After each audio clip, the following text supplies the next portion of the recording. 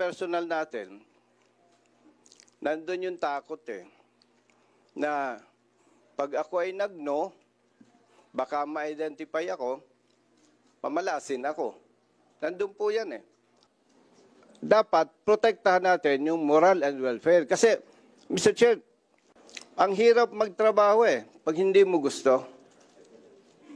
So sana, mawala na yung laging sinasabi na wait until you become, rank has its own privilege.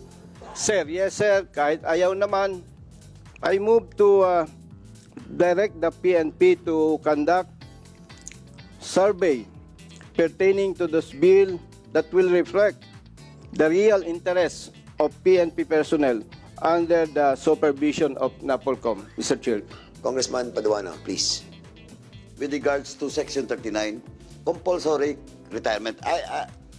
Mr. Chairman, Go ahead.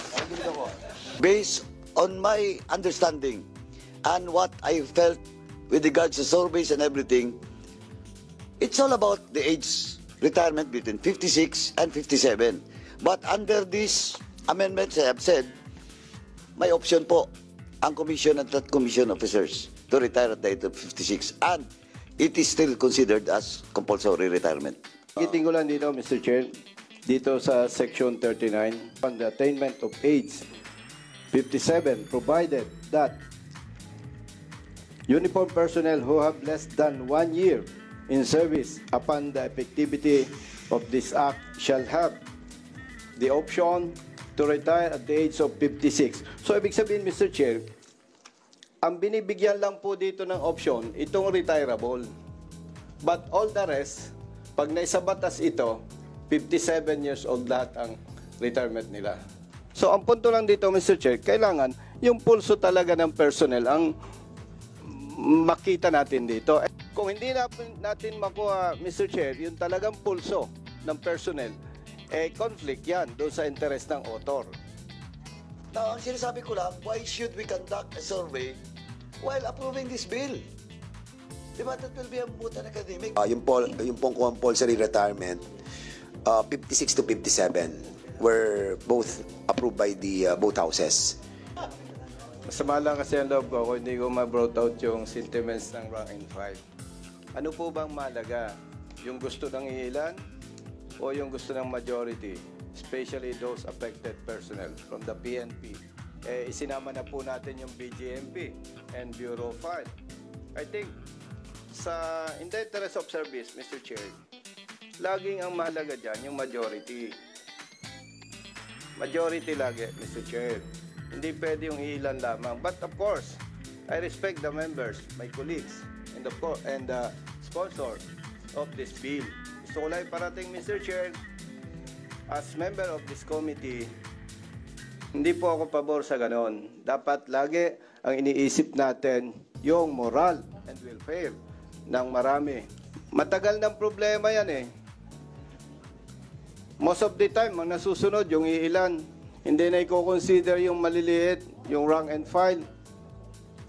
Alam ko yan, Mr. Chair. Okay. Dami nang ang kapalpakan sana, wag nating madaliin, Mr. Chair.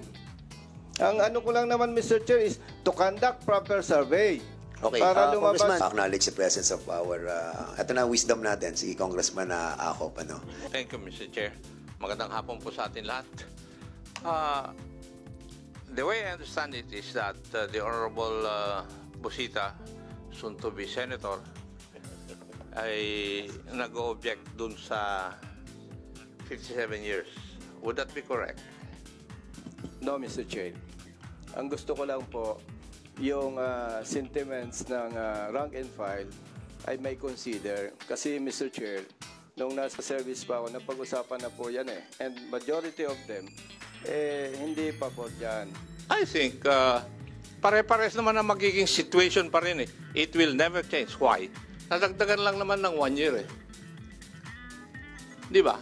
Yung sinasabi ni Honorable Busita ng mga problema, it would still be there. Wala namang karapatan na maaalis sa bawat uniform service. Di ba? Wala. Kasi sabay-sabay naman na 1 year ang may increase yung kanilang pagsiservisyo eh. I do not see any change dyan sa kwan. Kasi the way I look at it, yung mga problema na sinasabi yan, it is internal to the PNP as an organization. So depende sa NAPOLCOM at saka leadership ng Philippine National Police kung paano nyo sosolvin yung mga problema. A while ago, there was a motion to include the BJMP and the Bureau of Fire on the existing provision of the measure. Unfortunately, we haven't changed the title of the bill. So may I hear the motion of Chairman Ako, please? May I know if there are representatives of the BFP and BJMP around? So, hindi po pwede.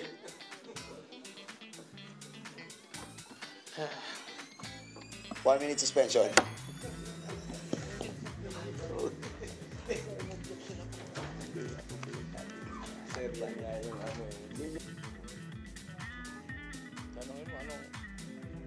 Ba talaga ang interpretation doon? After hearing the comments of the members and the resource persons who have all expressed their support for the bill, may I move that we approve the bill subject to style and amendments. Sa muli, maraming salamat sa inyong panonood at pakikinig. Once again, El Maestro, see you on my next vlog. Bye-bye!